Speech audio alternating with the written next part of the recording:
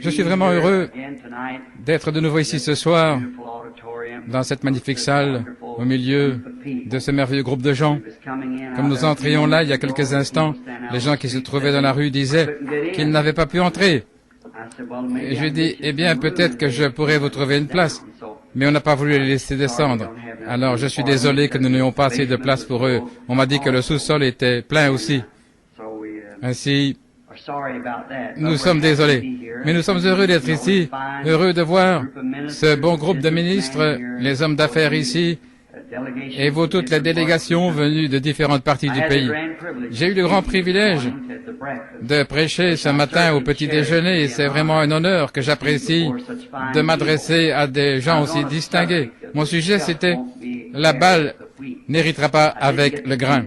Et je n'ai pas réussi à finir, mais ce n'était pas la faute du frère. Il a essayé d'obtenir de la direction l'autorisation de rester un peu plus longtemps, mais le gérant n'a pas voulu. J'apprécie vraiment ça, frère Demos, c'est très gentil. Je tiens à remercier chacun de vous pour votre gentillesse. Mais ils n'ont tout simplement pas voulu nous accorder ça, alors nous avons été obligés de fermer. J'y reviendrai à un autre moment pour terminer ça. La balle n'héritera pas avec le blé. L'avez-vous compris, vous qui étiez présents? J'espère que oui. Et que ça a bien été compris. Ce soir, je sais qu'il y a tout un panel, une table ronde. C'est pourquoi je ne veux pas vous retenir trop longtemps.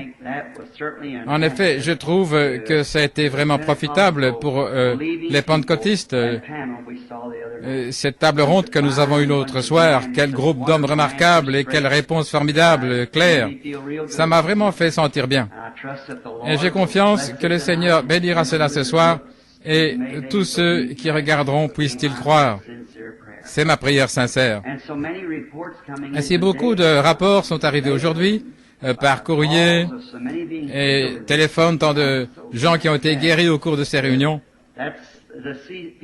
Et ça m'a beaucoup réjoui. En fait, m'occuper des gens malades, c'est en quelque sorte mon ministère. Je monte ici pour prêcher.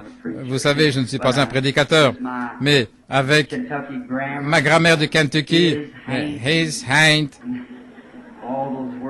et tous ces mots, alors je ne peux pas vraiment dire que ce qu'on appelle un prédicateur des temps modernes aujourd'hui, je ne pourrais pas prendre cette place-là parce que je n'ai pas fait d'études. Par contre, j'aime bien exprimer ce que j'en sais et ce que je ressens, comment je l'ai appris et ce qu'il est pour moi. Il est toute ma vie. Tout ce que je pourrais m'attendre à être est tellement plus que ce que j'aurais pu imaginer.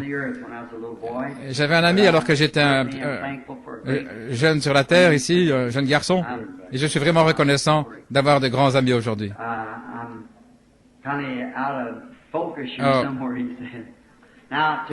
Excusez-moi si on ne m'entend pas bien derrière. Il me dit que je n'ai pas bien réglé mon tir comme il faut. Maintenant, pour entrer directement dans le service, j'aime toujours lire la Bible parce que c'est la parole de Dieu, je le crois. Et je crois qu'elle est la parole infaillible de Dieu. Et maintenant, j'ai quelques passages des Écritures ici que j'ai écrits, quelques notes auxquelles j'aimerais me faire référence pendant quelques instants, peut-être 45 minutes. Et puis nous pourrons sortir à temps pour aller voir à nouveau cette merveilleuse table ronde ce soir. Et j'ai confiance que Dieu continuera de vous bénir jusqu'au bout.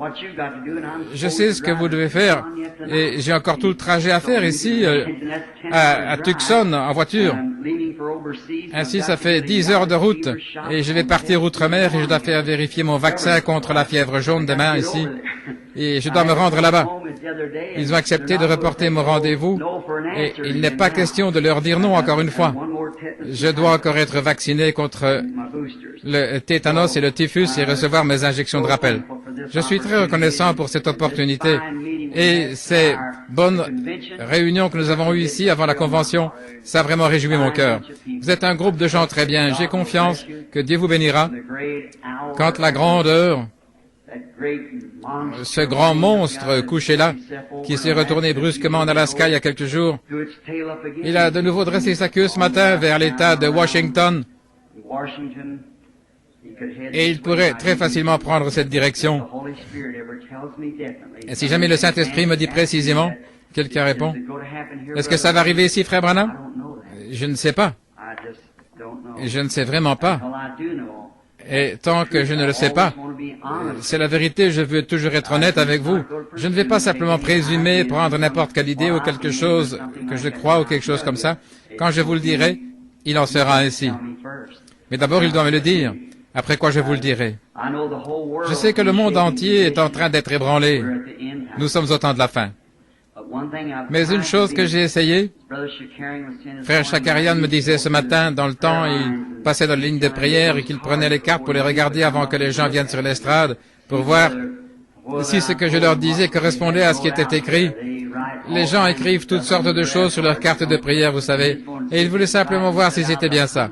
Il a dit que sur les centaines qu'il avait vérifiées, il n'y en avait jamais eu une seule de fausse. Et il n'y en aura jamais. Vous voyez, parce que si je me projette moi-même là, alors c'est faux. Vous voyez. Une fillette dont le père est assis là en train de m'écouter en ce moment est venue à moi il n'y a pas longtemps. Elle avait eu un songe. Elle a dit, frère Branham, que signifie ce songe? J'ai dit, sœur, je ne sais pas. Il faudra que je le voie si le Seigneur veut bien me le dire. Je m'en suis donc allé, j'ai essayé de demander au Seigneur, mais il ne m'a rien dit. La fillette est revenue, elle a dit, eh bien, maintenant, qu'en est-il de l'interprétation de mon songe? Et j'ai dit, viens ici, ma chérie, assieds-toi. J'ai dit, ton père et ta mère sont de très bons amis. Ils viennent du Canada pour venir séjourner ici avec moi. Ils croient ce que j'essaie de dire. Et je n'ai jamais dit quoi que ce soit volontairement dans ma vie. Je crois savoir ce que signifie ce songe, mais tant que je ne verrai pas moi-même ce songe, et que lui ne me dira pas ce qu'il signifie, je ne peux pas te le dire. Vois-tu, si je me contente de faire des suppositions, peut-être qu'à un moment donné, tu auras besoin de moi, et que ce sera une question de vie ou de mort, alors tu ne sauras plus s'il faut me croire ou pas. Si je vous dis quelque chose au nom du Seigneur,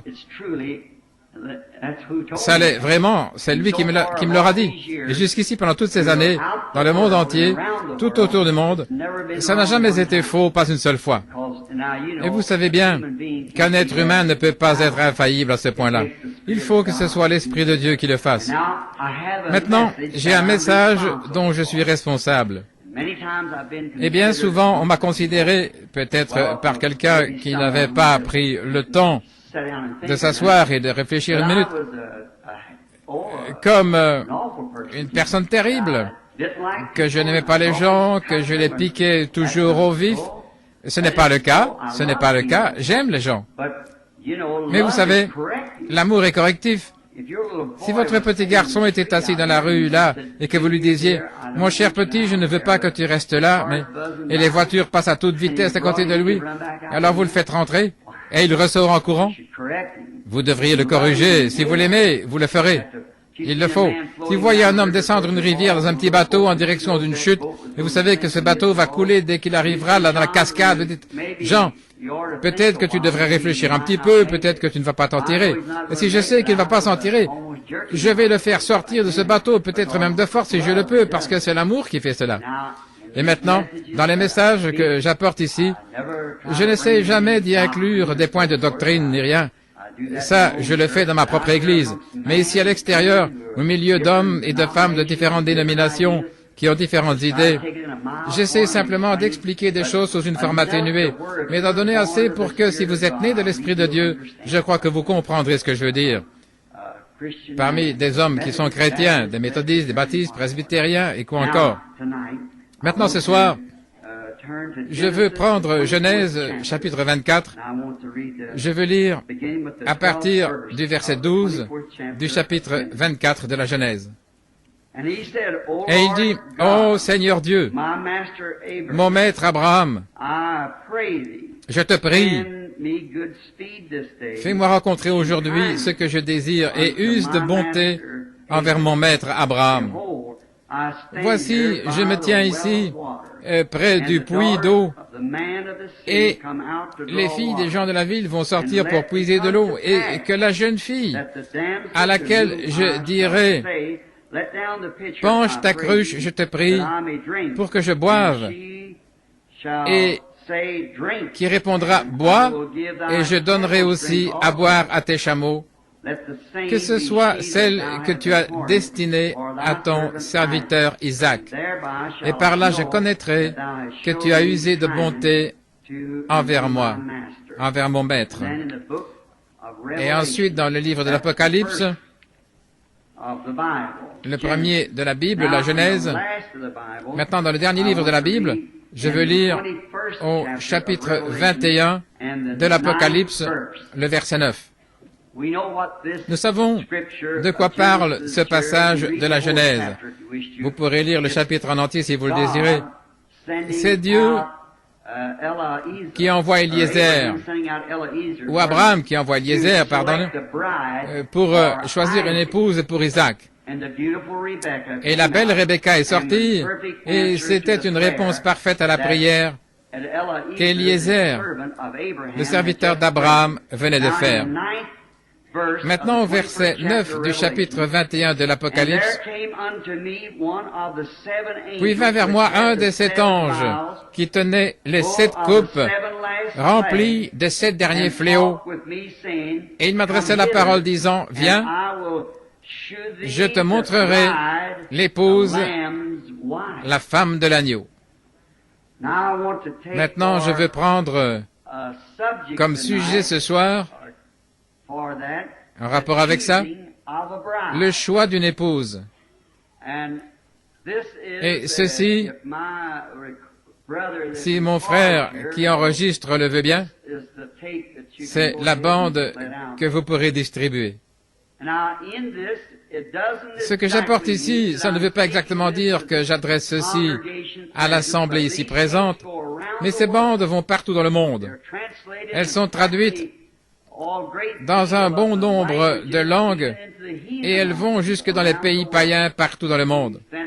Nous envoyons ces bandes gratuitement grâce à une association de l'Église et elles sont traduites et ces bandes vont partout dans les jungles de l'Afrique et jusqu'en Inde et partout dans le monde, ces bandes. Maintenant, choisir une épouse. Dans bien des domaines de la vie, il nous est donné la possibilité de choisir. Le mode de vie lui-même est un choix. Nous avons le droit de suivre notre propre voie, de choisir notre propre manière de vivre. L'instruction est un choix. Nous pouvons choisir soit de faire des études ou de ne pas faire des études. Nous avons le choix. Le bien et le mal, c'est un choix. Tout homme, toute femme, garçon et fille, doit choisir soit d'essayer de mener une vie droite ou ne pas mener une vie droite. C'est un choix. Le choix est quelque chose d'important. Votre destination éternelle est un choix. Et peut-être que ce soir, certains d'entre vous vont faire ce choix du lieu où ils passeront l'éternité avant la fin du service ce soir. Et il y aura une fois où si vous avez repoussé Dieu bien des fois, il y aura une fois où vous le repousserez pour la dernière fois. Il y a une ligne entre la miséricorde et le jugement. Et il est dangereux pour un homme ou une femme, un garçon ou une fille, de franchir cette ligne, parce qu'il n'y a pas de retour possible après avoir franchi cette limite. Ainsi ce soir, ce sera peut-être le moment où beaucoup prendront leur décision quant au lieu où ils passeront une éternité sans fin. Et il y a un autre choix que nous avons dans la vie, c'est celui d'un compagnon de vie. Un jeune homme ou une jeune femme qui débute dans la vie a reçu le droit de faire son choix. Le jeune homme choisit, la jeune femme a le droit d'accepter ou de refuser. Mais c'est quand même un choix des deux côtés. L'homme et la femme ont tous les deux le droit de choisir. Vous avez également un choix en tant que chrétien. Vous avez le choix de l'Église, ici en Amérique,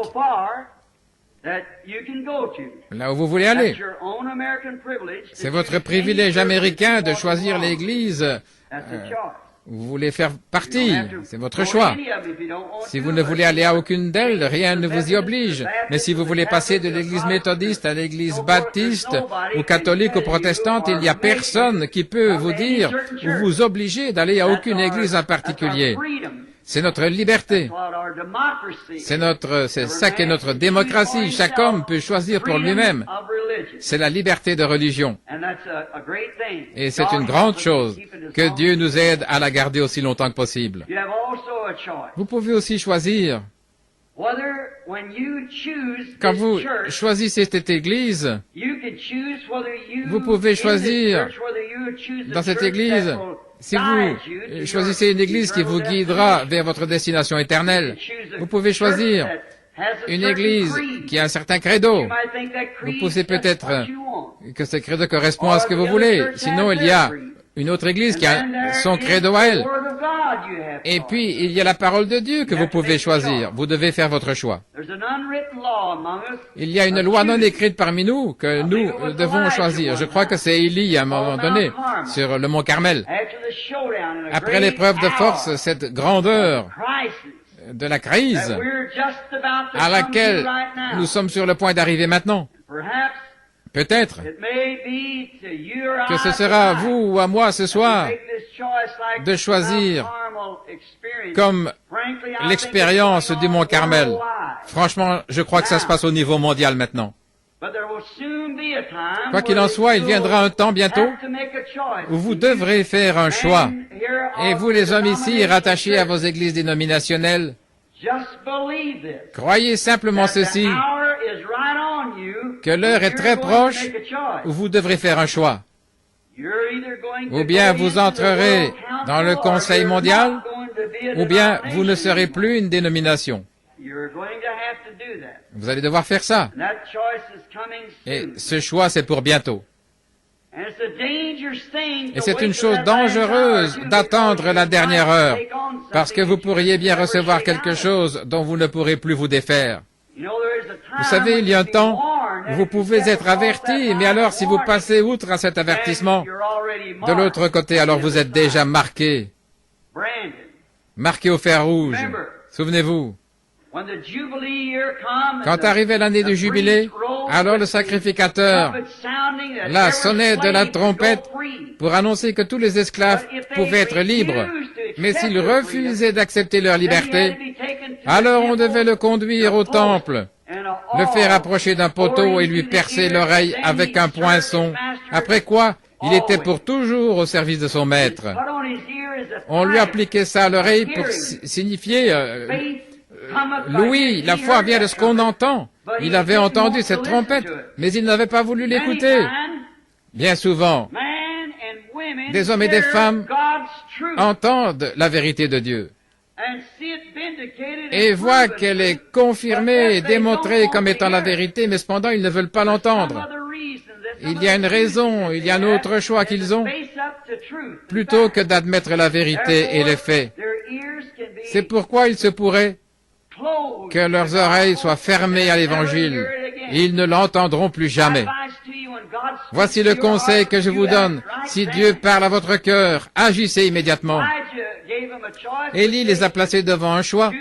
Choisissez aujourd'hui qui vous servirez. Si Dieu est Dieu, servez-le. Et si Baal est Dieu, servez-le. Maintenant, comme nous le voyons, toutes les choses naturelles sont un type des choses spirituelles, comme nous en avons parlé dans notre leçon ce matin, en considérant le soleil et la nature. C'était ma première Bible. Avant d'avoir lu une seule page de la Bible, je connaissais Dieu. En effet, la Bible est écrite partout dans la nature, et celle-ci correspond tout à fait à la parole de Dieu. La mort, l'ensevelissement, la résurrection de la nature, le soleil qui se lève, qui traverse, qui se couche, qui meurt et puis qui se lève à nouveau. Il y a tant de choses dont nous pourrions montrer le type. Dieu dans la nature, mais nous devons laisser ça de côté à cause de ce message. Maintenant,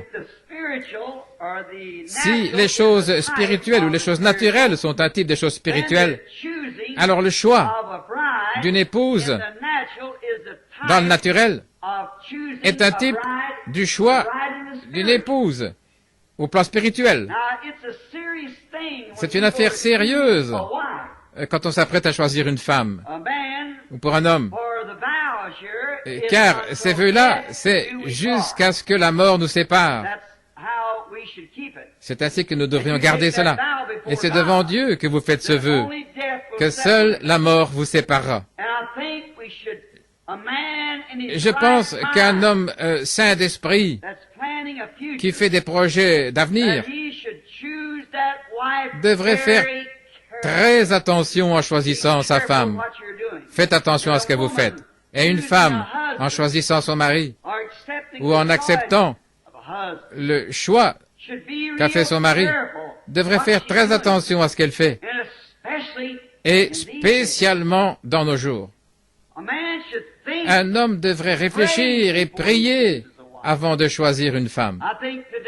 Je pense aujourd'hui, la raison pour laquelle nous avons tant de divorces, là, c'est nous l'Amérique qui sommes au premier rang mondial dans les cas de divorce. Là, nous sommes au premier rang mondial dans cette nation. Alors que nous sommes censés être ce qu'on considère un pays chrétien. Mais quel opprobre, nos tribunaux de divorce. Et je pense que la raison, c'est que les hommes se sont éloignés de Dieu et que les femmes se sont éloignées de Dieu. Et nous voyons que si l'homme priait et que la femme priait à ce sujet, il ne s'agit pas juste de remarquer de beaux yeux ou de belles épaules solides, ou ce genre de choses, ou quelque autre affection mondaine, mais s'il regardait d'abord à Dieu en disant « Oh Dieu, est-ce que c'est ton plan ?» Je pense aujourd'hui qu'il y a tellement de tricheries, comme à l'école. Quand les enfants passent à la maison le matin, beaucoup d'enfants du voisinage, qui sont mes amis, passent à la maison et disent « Frère Branham, voudriez-vous prier pour nous? Nous avons un contrôle aujourd'hui. J'ai travaillé toute la nuit, mais il me semble que je n'arrive pas à être au point. Prier pour moi. » Je pense que n'importe quel écolier, et vous les parents, quand vous êtes à table le matin, vous pourriez le faire. Dire « Maman, Jean a un contrôle aujourd'hui, prions maintenant pour lui. » Je pense que ce serait mieux que tout ce que vous pourriez faire autrement que de regarder sur la feuille de quelqu'un d'autre pour tricher. Je pense que vous devriez en parler et prier à ce sujet.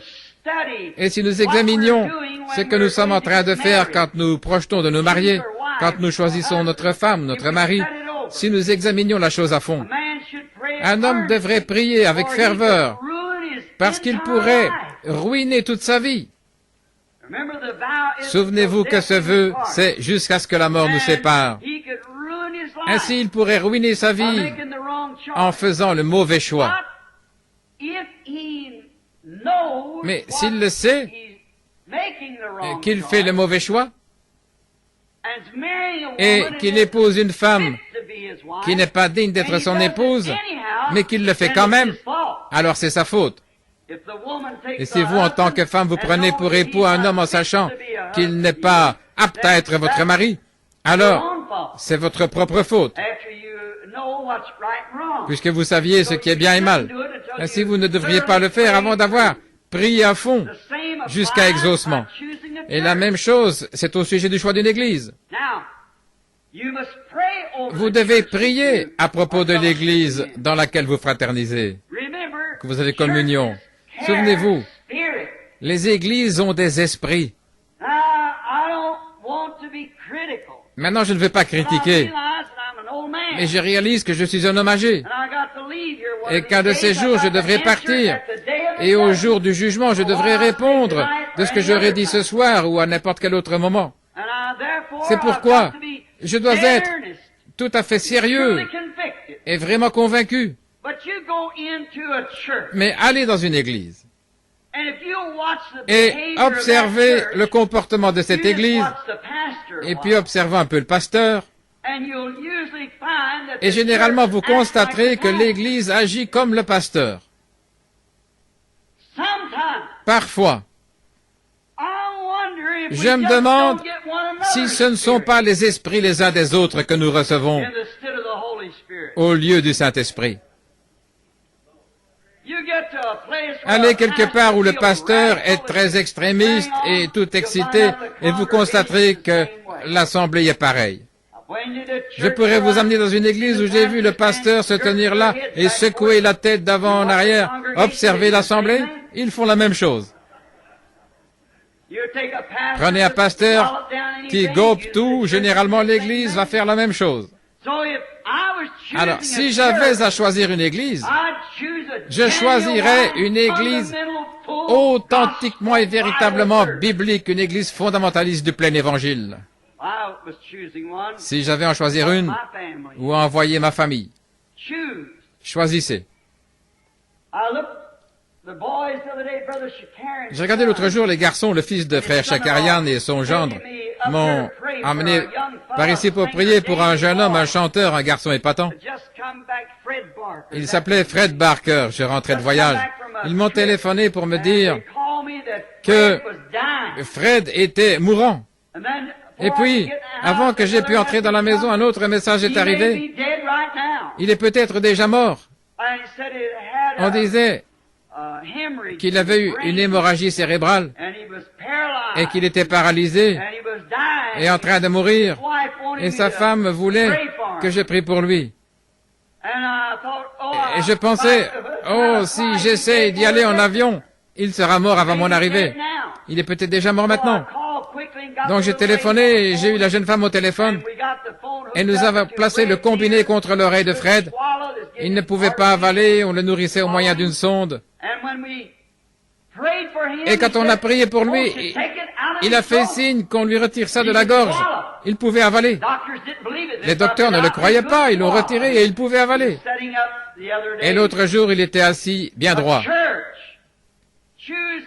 Une église, choisir une église. Il y a quelques instants, nous avons eu un coup de téléphone.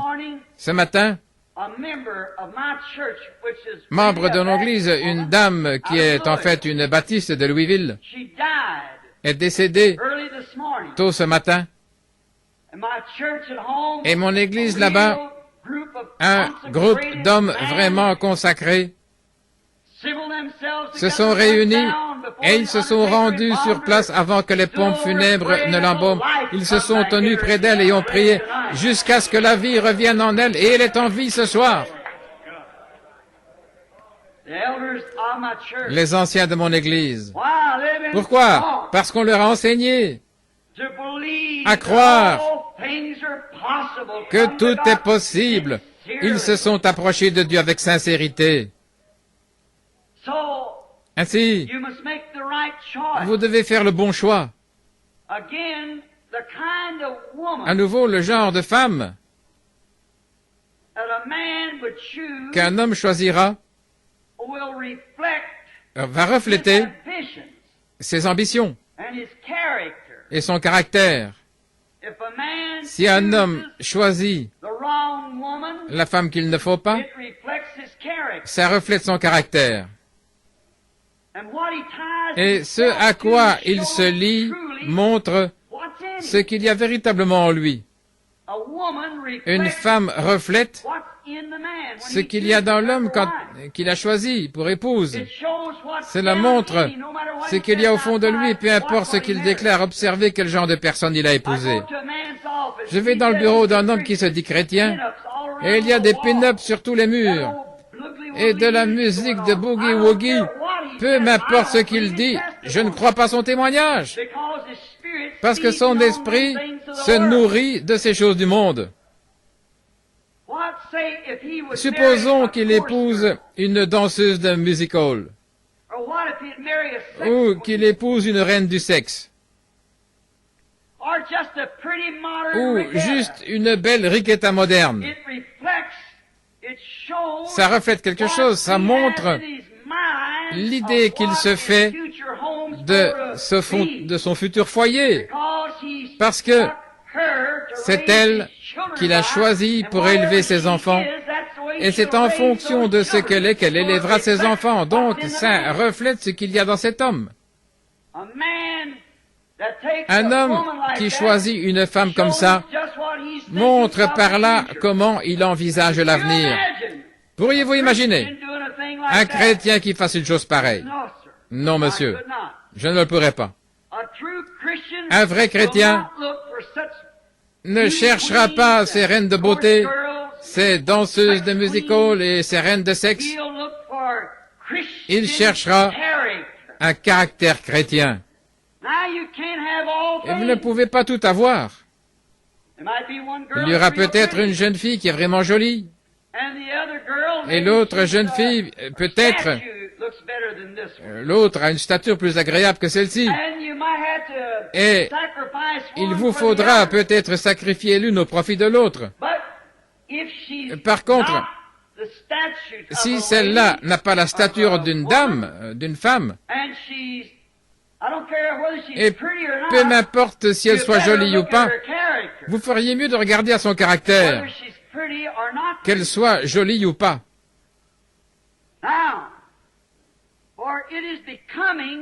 Car il convient pour un chrétien qui choisit une épouse, il devrait choisir une femme qui soit authentiquement née de nouveau, quelle que soit son apparence. C'est ce qu'elle est.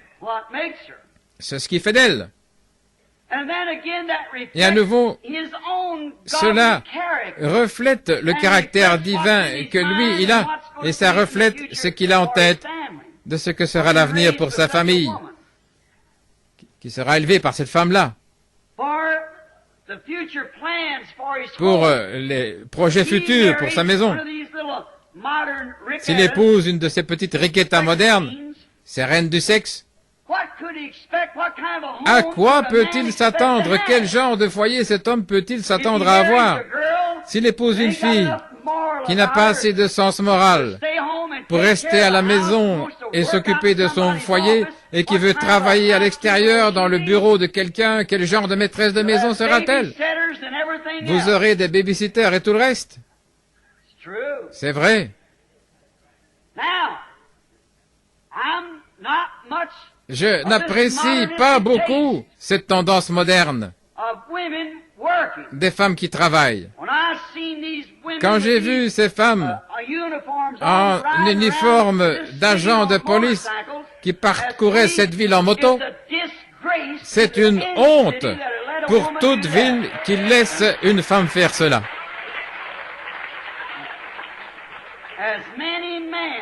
Alors qu'il y a tant d'hommes sans travail. Ça montre la manière moderne de penser de notre ville. Ça montre la dégradation. Nous n'avons pas besoin d'avoir ces femmes là-dehors comme ça. Elles n'ont pas leur place là-dehors comme ça. Dieu a donné une épouse à l'homme et il lui a donné la meilleure chose qu'il puisse après le salut. Mais quand une essayait de prendre la place de l'homme, alors, elle est à peu près la pire chose qu'il puisse avoir. Maintenant, nous pouvons voir l'application spirituelle.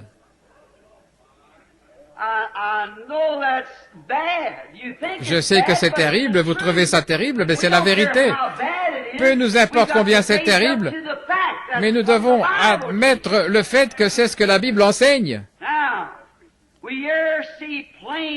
Nous voyons clairement le plan spirituel, le plan de Dieu pour sa demeure future avec sa future épouse, là devant nous maintenant. Si un homme épouse une reine du sexe, vous voyez ce qu'il cherche pour l'avenir. Si un homme épouse une femme qui ne veut pas rester à la maison, vous voyez ce qu'il attend de l'avenir. Et ceci peut sembler affreux, mais j'ai envie de le dire, et généralement, si j'ai envie de dire quelque chose, c'est ce que je devrais faire. Et c'est habituellement la manière de Dieu de faire. J'accompagnais un propriétaire de ranch avec lequel je travaillais et il allait acheter du bétail. Et j'ai remarqué que ce vieil homme regardait toujours la tête de la génisse bien en face avant de faire une offre. Alors il lui tournait la tête, il la regardait plusieurs fois. Je le suivais, je l'observais. Il la regardait de haut en bas pour voir si son apparence convenait, sa stature. Et après, il la regardait bien en face. Et parfois, il secouait la tête et s'en éloignait. Et j'ai dit, Jeff, je voudrais te demander quelque chose. Il dit, vas-y, Bill. J'ai dit, pourquoi regardes-tu toujours cette vache bien en face? Il dit, elle a l'air de convenir, c'est une bonne vache bien grasse. Il a dit, je dois te dire, mon gars, tu as encore beaucoup de choses à apprendre. Et je l'ai réalisé après ce qu'il m'a dit. Il a dit, peu importe qu'elle soit bien bâtie, elle aura être bien en chair jusqu'au sabot. Mais si elle a ce regard farouche, ne l'achète pas.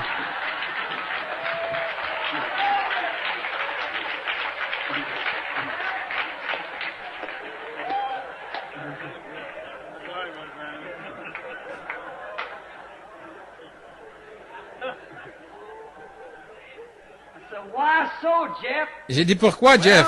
Il a dit, premièrement, dit-il, elle ne restera jamais en place.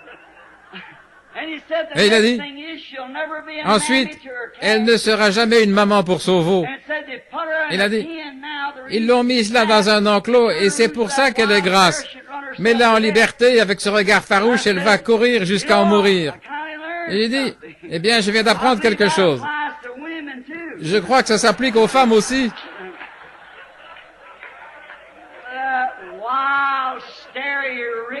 Ce regard farouche comme une riquetta, tu ferais mieux de ne pas t'approcher d'elle, mon garçon. Tout ce truc bleu qu'elle a au-dessus des yeux. Je ne voudrais pas ça. Je ne pense pas que ce soit convenable pour une chrétienne. Peu m'importe que la télévision et les journaux disent que c'est beau.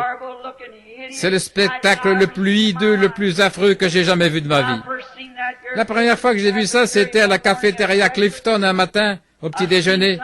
J'ai vu quelques-unes de ces jeunes filles qui s'approchaient. Frère Hagenbright venait d'arriver, et moi aussi.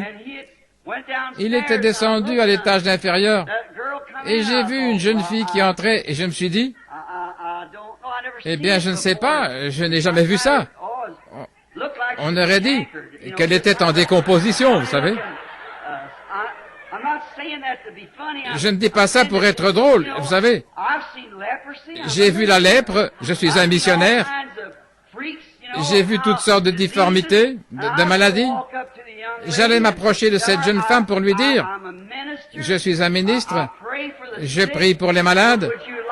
Est-ce que vous aimeriez que je prie pour vous? Je n'avais jamais rien vu comme ça. Et puis en voici 2 ou 3 autres qui entrent comme ça. Alors j'ai reculé, j'ai attendu. Et frère Hagenbright est venu, alors je lui ai dit, frère Hagenbright, il se peut qu'il soit ici. J'ai dit, quel est le problème avec cette femme? Il dit, ah, c'est de la peinture, c'est du fard. J'ai dit, oh là là. Je pensais qu'on devrait les garder dans une maison de pestiférés, vous savez, pour éviter que ça se transmette à d'autres femmes. Mais vous savez, vous devez projeter, regarder, prier quand vous devez choisir. Car nous voyons par ceci la parole de la promesse. Elle, l'épouse qu'un homme choisira, va refléter son caractère à lui. Cela reflète ce qu'il y a en lui. Pourriez-vous imaginer un homme rempli du Saint-Esprit qui prend une femme comme ça? Je ne vois pas ça, frère. Peut-être que je suis un vieux grincheux, mais vous savez, je ne peux pas comprendre ça. Remarquez. Car ça va refléter ce qu'il y a en lui. C'est elle qui va l'aider à fonder son foyer futur. Alors revenons maintenant un instant au côté spirituel.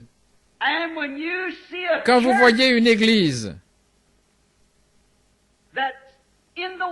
qui est dans le monde, qui agit comme le monde, qui se plaît dans le monde, qui participe au monde, pour qui les commandements de Dieu comptent autant que s'il ne l'avait jamais écrit.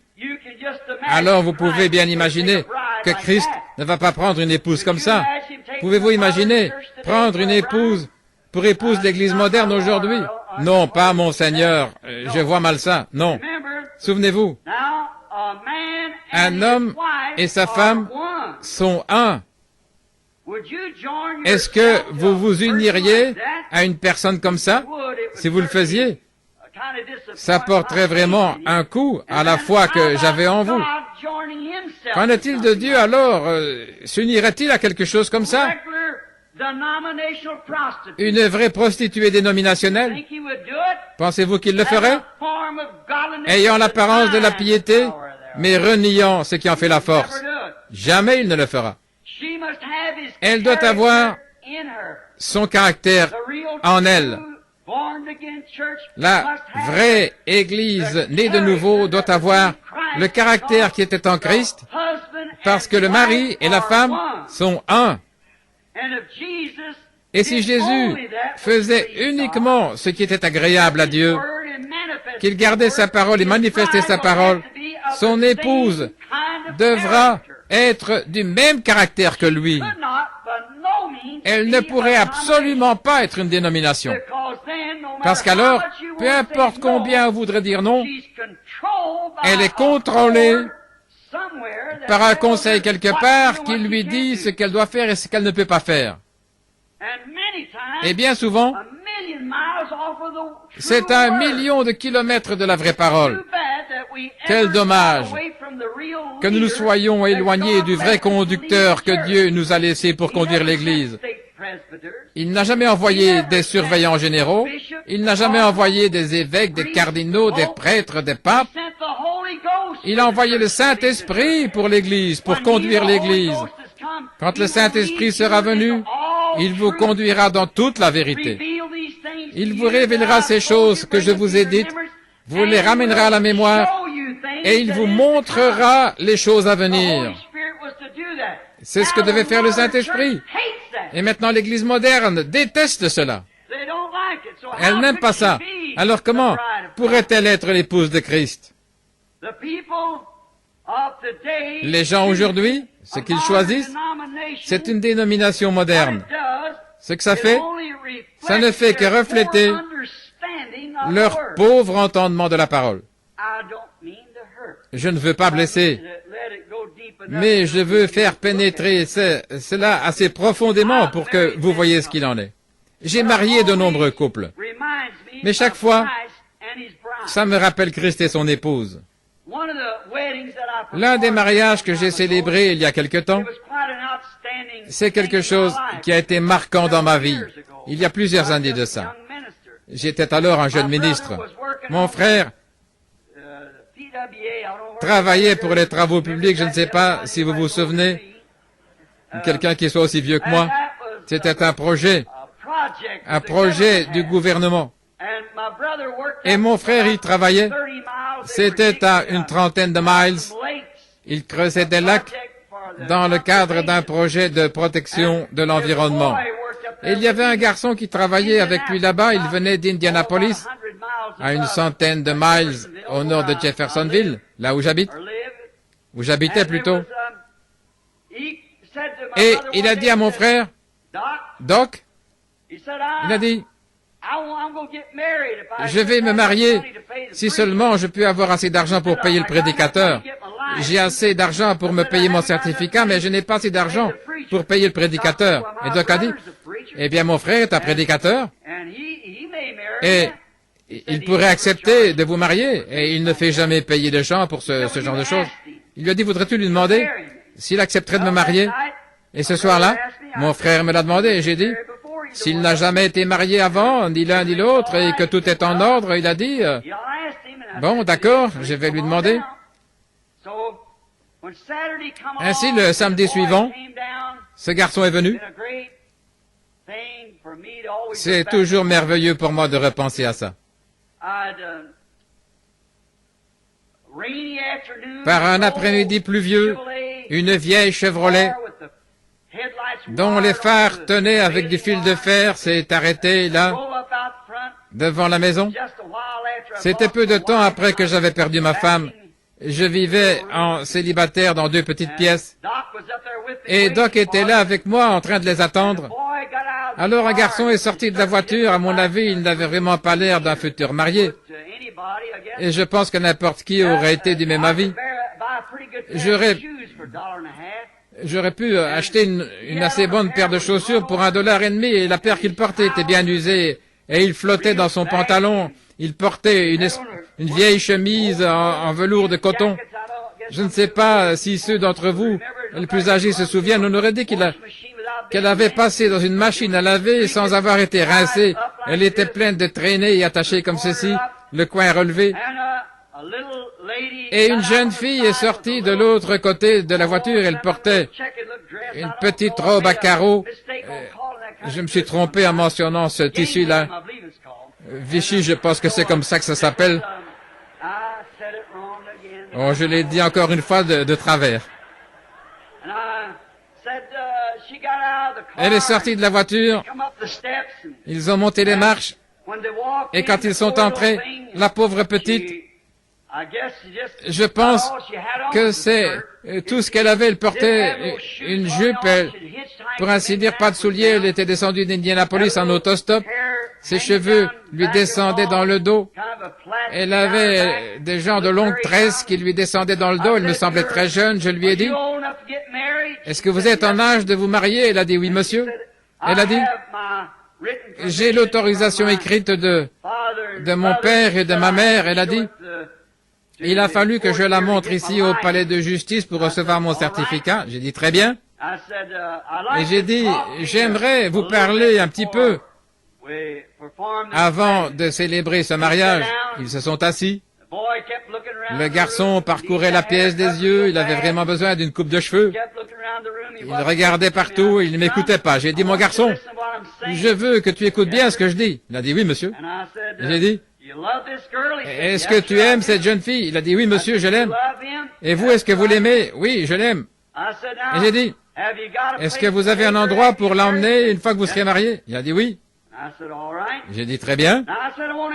On lui poser quelque chose. Si j'ai bien compris, vous travaillez ici au projet des travaux publics. Il a dit oui. Ça lui donnait 12 $ par semaine. Est-ce que vous pensez arriver à pourvoir à ses besoins? Il a dit, je ferai tout ce que je peux. Et j'ai dit, eh bien, c'est très bien. Et alors j'ai dit,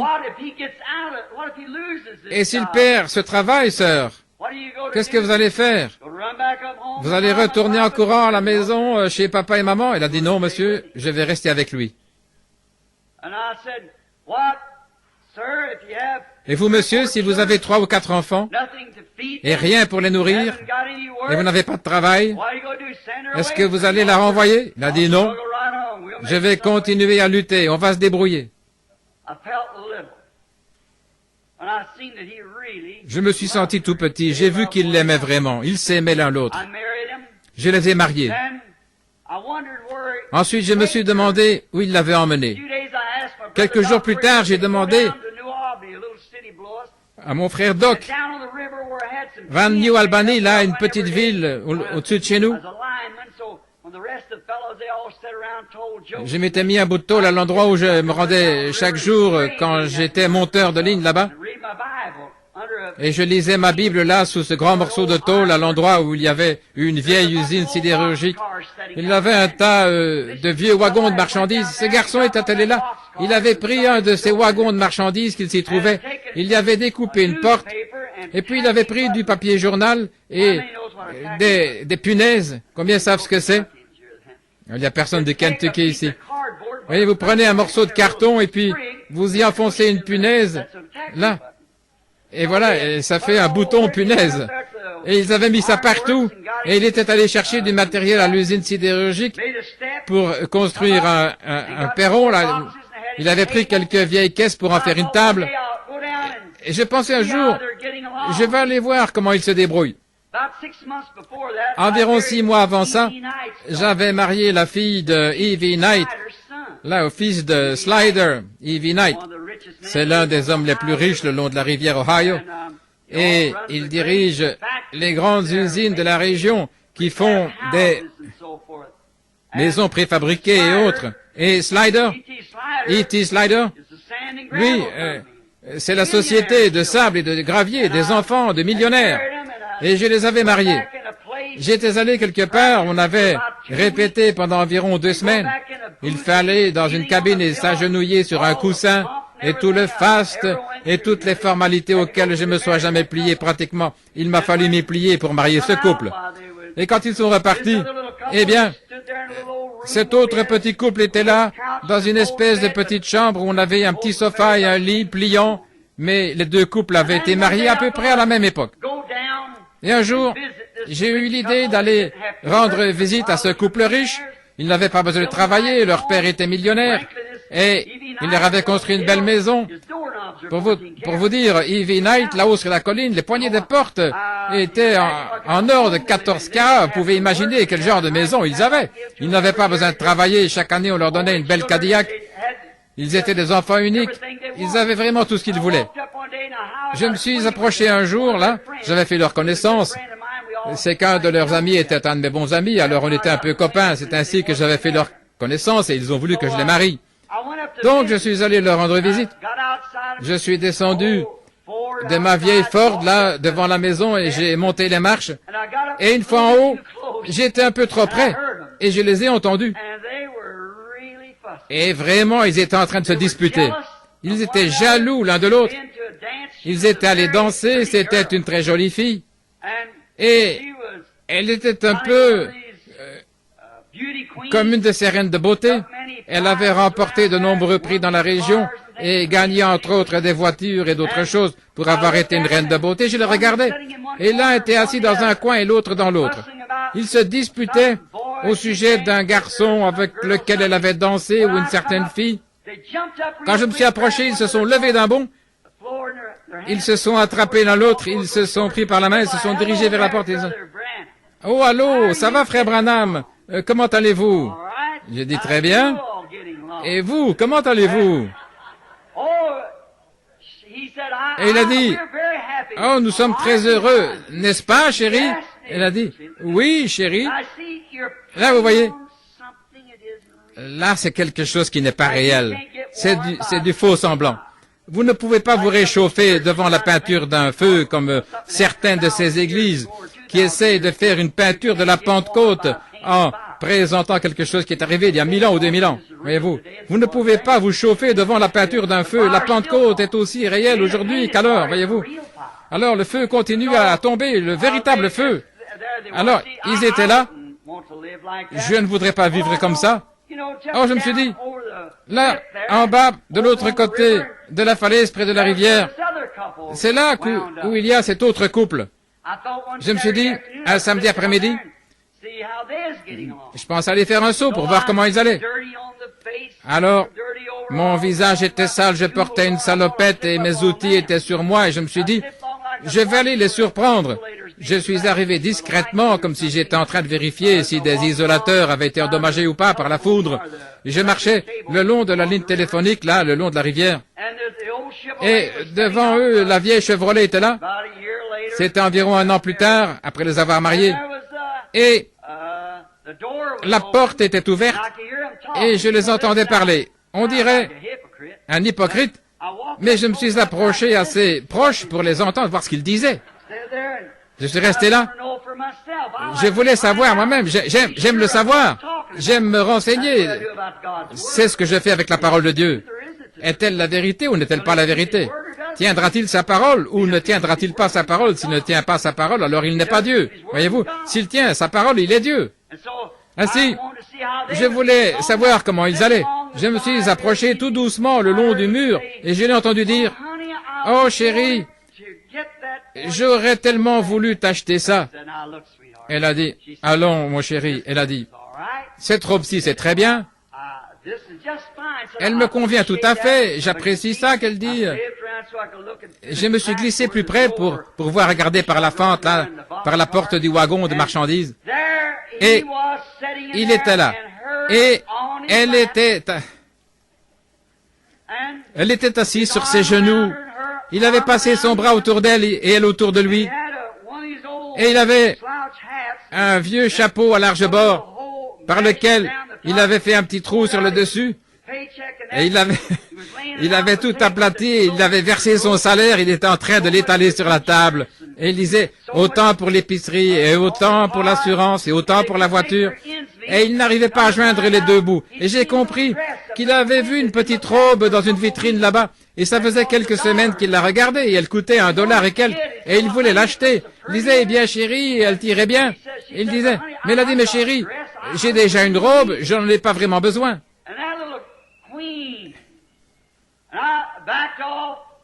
Et cette petite reine, j'ai reculé, j'ai levé les yeux, et je voyais la flèche au sommet de l'autre maison. Je me suis tenu là et j'ai regardé pendant quelques minutes. Et je me suis dit, qui est l'homme riche? Et je me suis dit, si toi, Bill Branham, si tu avais à choisir l'un de ces endroits, où irais-tu?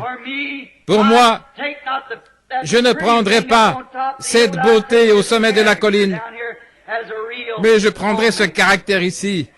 Une vraie femme d'intérieur, quelqu'un qui m'aime et qui reste avec moi. Quelqu'un qui essaye de bâtir un foyer, pas quelqu'un qui vous saigne pour toutes sortes de toilettes et de parures, mais quelqu'un qui est avec vous, qui est une partie de vous.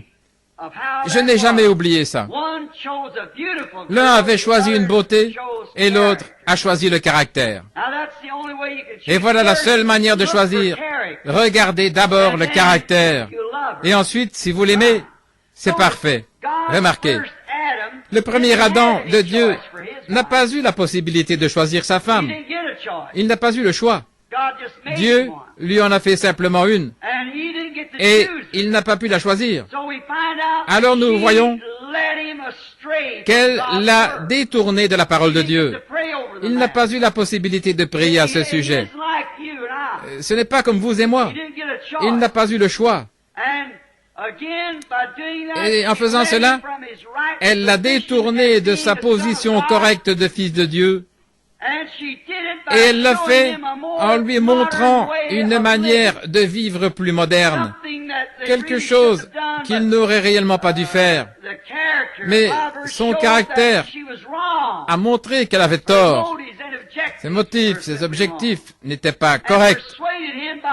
Et elle a réussi à le convaincre par son raisonnement que la nouvelle lumière moderne qu'elle avait trouvée, mais qui était contraire à la parole de Dieu, était une meilleure manière de vivre.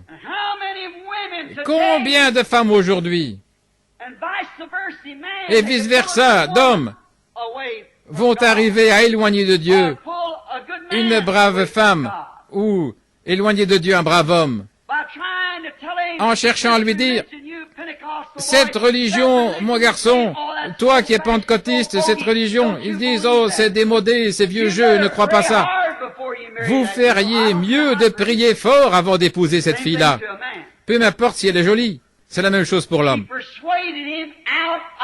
Elle a réussi à le convaincre d'abandonner la volonté de Dieu et l'a poussé à faire quelque chose qu'il n'aurait pas dû faire, ce qui a entraîné la race humaine tout entière dans la mort. C'est pourquoi la Bible lui interdit d'enseigner, de prêcher ou de manier la parole de Dieu, de quelque manière que ce soit. Je sais, sœur, vous êtes nombreuses à dire, le Seigneur m'a appelé à prêcher. Je ne vais pas argumenter avec vous, mais je vous dirai que la parole dit que vous ne devriez pas le faire. Elle n'enseignera pas, ni ne prendra aucune autorité, mais elle devra demeurer dans le silence. Eh bien, direz-vous, le Seigneur m'a dit de le faire. Je n'en doute pas. Avez-vous entendu mon message l'autre soir au sujet de Balaam? Balaam a reçu la première décision de Dieu. Ne le fais pas. Mais il a continué à folâtrer jusqu'à ce que finalement Dieu lui dise d'aller de l'avant. Il se peut que Dieu vous permette de prêcher. Je ne dis pas qu'il ne l'a pas fait, mais ce n'est pas conforme à sa parole originelle et à son plan. Car elle doit être soumise, comme le dit aussi la loi, c'est vrai. Par conséquent, elle n'est pas censée le faire. Maintenant, remarquez encore. Comme l'épouse naturelle est le type de l'épouse spirituelle, la parole dit qu'elle a été faite à cause de l'homme et non l'homme à cause d'elle. Dans quelques minutes, je vais parler de l'épouse de Christ et donner la raison de tout ça. Mais je vous montre le contexte. La femme a été faite pour l'homme et non l'homme pour la femme. Et c'est pour cette raison que sous les anciennes lois, la polygamie était légale. Regardez David qui était là, avec 500 femmes. Et la Bible dit qu'il était un homme selon le cœur de Dieu, avec 500 femmes, et Salomon avec 1000. Mais pas une seule de ces femmes ne pouvait avoir un autre mari. Procurez-vous ma bande là sur le mariage et le divorce. Au sommet de la montagne à Tucson, il n'y a pas longtemps, j'étais là en train de prier, et ils ont laissé sortir les enfants des écoles pour observer cette colonne de feu qui décrivait un cercle là autour de la montagne, sous la forme d'un entonnoir, en faisant un mouvement de va-et-vient, voyez-vous. Là, c'était là. Et il m'a dit la vérité, là, au sujet de cette question de mariage et divorce. Si un groupe va dans cette direction ou un autre dans cette direction-là, il doit y avoir une vérité quelque part. Après ces 7 sceaux, il a montré la vérité. Remarquez maintenant. Elle ne pouvait pas avoir qu'un seul mari, parce que la femme a été faite pour l'homme et non l'homme pour la femme. Et c'est l'ensemble de ces 500 femmes qui étaient la femme de David. Et c'était un type. Quand Christ s'assiera sur le trône dans le millénium, son épouse ne sera pas comme une seule personne, mais des dizaines de milliers de personnes. Ils ne formeront qu'un, l'épouse. De même, David avait plusieurs femmes, prises individuellement, mais ce n'est que la totalité de ces individus qui étaient sa femme, tout comme c'est le corps entier des croyants qui est l'épouse de Christ, parce que c'est elle la femme, lui c'était l'homme. Nous avons été faits à cause de Christ. Christ n'a pas été fait à cause de nous. Voilà ce que nous essayons de faire aujourd'hui dans nos manuels. Nous essayons d'adapter la parole qui est Christ à notre gré, plutôt que nous adapter, nous, au gré de la parole. C'est bien différent. Quand un homme choisit une certaine jeune fille dans une famille, il ne doit pas baser ce choix sur la beauté, car la beauté est trompeuse, et la beauté moderne de ce monde est du diable. Oh, j'entends quelqu'un dire là-bas, fais attention, prédicateur. Je dis que ces choses sur cette terre qu'on appelle belles sont absolument du diable. Je vais vous le prouver. Alors, à la lumière de cette remarque, sondons la sainte parole de Dieu pour voir si c'est vrai ou pas. C'est certaines d'entre vous, les femmes, qui cherchent à être jolies. Regardez d'où ça vient. Au commencement, nous voyons que Satan était tellement beau qu'il a séduit les anges. Et il était le plus beau de tous les anges. Ça montre que c'est du diable. Il est dit dans les Proverbes, Salomon a dit, la beauté est vaine. C'est vrai. Le péché est beau. Certainement qu'il l'est, il est attirant. Je voudrais vous poser une question et vous dire quelque chose. Je veux que vous soyez attentifs. De toutes les espèces dans le monde, les oiseaux, les animaux, nous voyons dans la vie animale, chez tous à l'exception de la race humaine, c'est le mâle qui est beau, et pas la femelle. Pourquoi ça? Regardez le cerf, ce grand mâle magnifique avec ses bois, et la petite biche qui n'a pas de bois. Regardez le coq et la petite poule tachetée, et le gros coq aux plumes magnifiques. Regardez l'oiseau mâle et l'oiseau femelle. Regardez le canard colvert et sa femelle. Voyez? Et il n'y a pas une seule espèce au monde qui soit conçue, qui puisse tromper autant et s'avilir autant que la femme. Maintenant, sœur, ne vous levez pas pour sortir. Attendez un peu jusqu'à ce que nous ayons entendu la fin.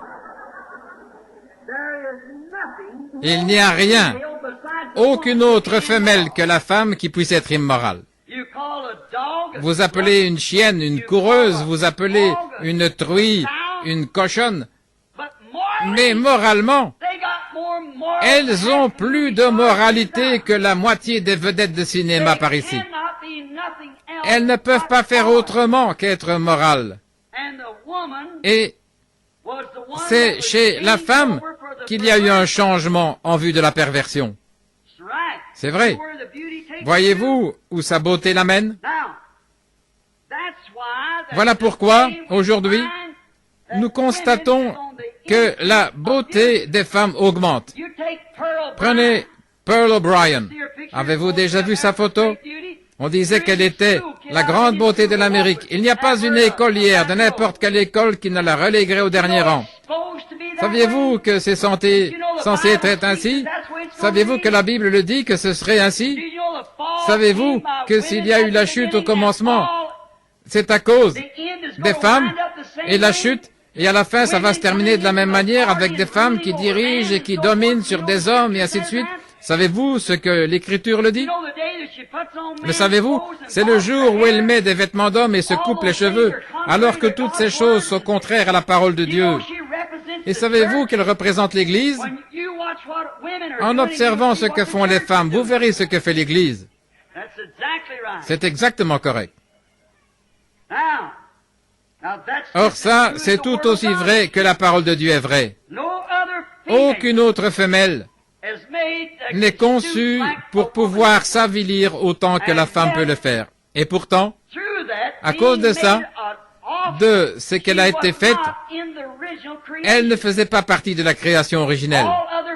Toutes les autres femelles faisaient partie de la création originelle. Chez les oiseaux, il y avait mâle et femelle. Chez les animaux, mâle et femelle. Mais chez les humains, Dieu a seulement fait un homme.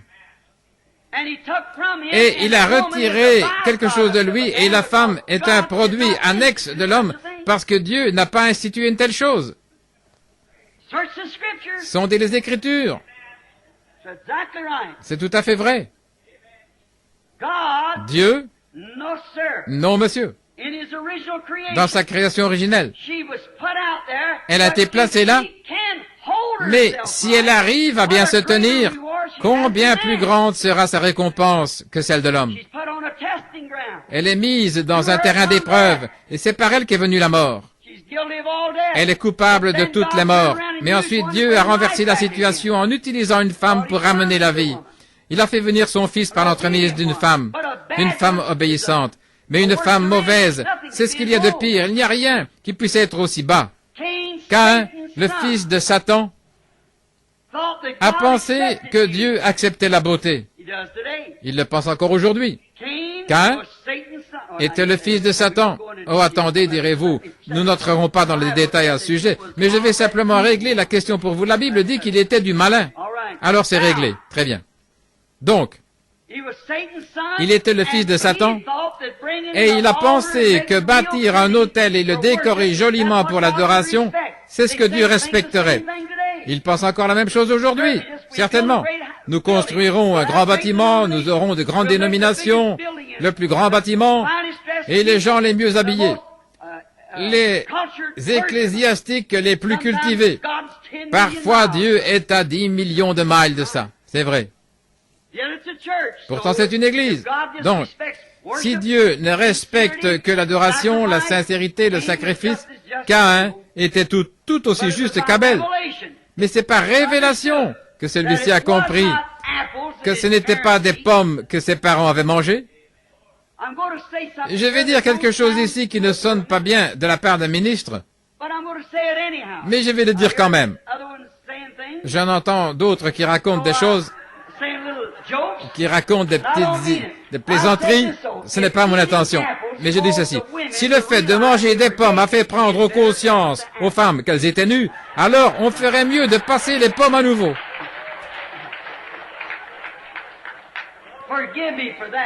Pardonnez-moi pour ça.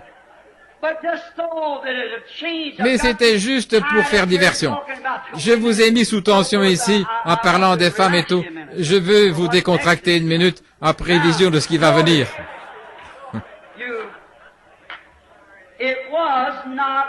Ce n'était pas des pommes. Nous le savons. L'Église, de nos jours, avec ses réalisations, est devenue, comme c'est le cas avec toutes les autres réalisations humaines, elle est en train de devenir scientifique. Ils essayent d'en faire une Église scientifique. en utilisant des images et des grands clochers pour attirer. Quel dommage que les pentecôtistes se soient retrouvés dans cette même ornière. Vous seriez mieux avec un tambourin là au coin de la rue et l'Esprit de Dieu autour de vous. Mais vous cherchez à rivaliser avec les autres parce que vous êtes devenu une dénomination. Voyez-vous, les églises essayent d'être scientifiques. Et souvenez-vous, l'homme, par les réalisations qu'il atteint en faisant avancer la science, il se tue chaque jour. Quand il a inventé la poudre à canon, regardez ce que ça a fait. Quand il a inventé l'automobile, elle a tué plus de monde que la poudre à canon. Et maintenant, il s'est doté d'une bombe à hydrogène. Je me demande ce qu'il va en faire. C'est vrai. Et il en est de même pour l'Église. En essayant de réaliser quelque chose au moyen de la science, d'un échafaudage d'idées d'hommes, cela vous éloigne encore plus de Dieu et vous conduit à la mort, plus qu'au commencement. Ne choisissez pas votre Église de la même manière que vous avez choisi votre femme. Ce que la science a fait pour elle, c'est prodigieux, mais pour ce qui est de l'Église, vaut mieux ne pas vous fier là-dessus. Il a fabriqué des fards, des poudres et toutes ces choses. Choisissez d'après le caractère de sa parole. Comparons maintenant l'épouse naturelle d'aujourd'hui avec la prétendue Église épouse d'aujourd'hui. Comparez ça à une femme qui s'apprête à se marier aujourd'hui. Maintenant, regardez un peu à ce que la science a fait. Tout d'abord, elle se présente avec les cheveux coupés, avec une de ces coupes à la Jacqueline Kennedy, ou quelque chose comme ça. Et savez-vous ce que la Bible dit? La Bible, en fait, donne à l'homme le droit, s'il le veut, de la répudier, de divorcer d'elle, si elle fait ça. C'est une femme déshonorante du fait qu'elle se coupe les cheveux. C'est ce que dit la Bible. Vous ne saviez pas ça, hein? Ah oui, je prêche trop en Californie pour que vous ne sachiez pas, c'est vrai. Ah oui. Ça m'avance à quoi? Elles le font quand même. Vous ne pouvez pas prendre un porc et changer son nom pour faire de lui un agneau. Remarquez. Vous allez me détester après ça, mais vous allez connaître la vérité. Comparons. Là voilà l'épouse des temps modernes, qui arrive toute peinturlurée, différente de ce qu'elle est. Si elle se lavait le visage, peut-être qu'il s'enfouirait à toutes jambes. Elle vous ferait une de ces frousses une fois que ce truc-là est enlevé. Il en est de même de l'Église. Avec sa grande façade peinturlurée. Un max factor théologique complet. Les deux ont un beau visage, mais faux. Une beauté de fabrication d'homme, mais pas une beauté de Dieu. Pas beaucoup de caractère non plus, dans l'une ou l'autre. Tout comme Satan. Assez pour séduire. Comparez l'épouse des temps modernes avec elle. Elle porte des shorts. Elle se maquille, elle se coupe les cheveux, elle porte des vêtements qui ressemblent à ceux des hommes. Et elle écoute un pasteur qui lui dit que tout va bien. C'est un trompeur. Il souffrira pour ça dans les régions de l'au-delà, c'est vrai. Et elle fait ça pour séduire, pour être différente de ce qu'elle est. C'est ce que fait l'Église. On obtient de grands doctorats en théologie, en philosophie, là, notre pasteur est ceci et cela et autre chose.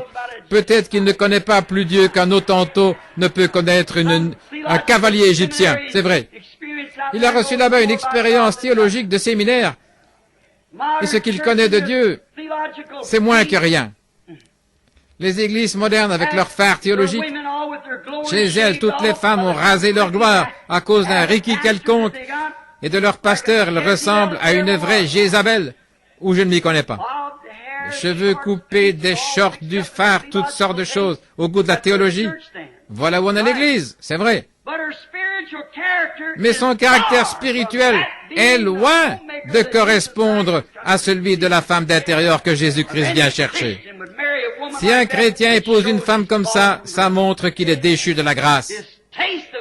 Le goût qu'il a pour Dieu et le goût qu'il a pour un foyer par rapport à ce qu'un foyer devrait être, il est loin de ça quand il choisit ce genre de femme. Non, monsieur, un chrétien ne la trouverait pas à son goût.